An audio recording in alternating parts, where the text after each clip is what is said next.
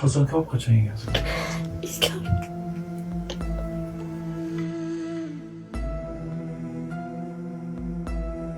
Mısır geçtiydi. Ana shundan nafratlanaman. Keyin mana dab-daba to'y qilganda, qo'shnilarimiz to'y qilganda chaqirmay o'tib ketishadi. O'sha narsa alam qiladi. Bolalarimga aytar ekan, hammomlaring yo'q. Sizlar nima qilaylik aka?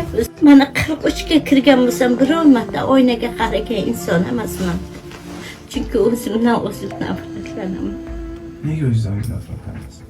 Mana shunaqa kasallanganman.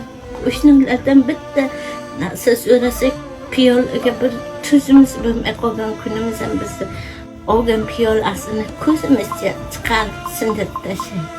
Bir hafta qiynalyapmiz. Nima yeysiz? Suv ichganmiz. Go'sht qachon sotib oldinglar?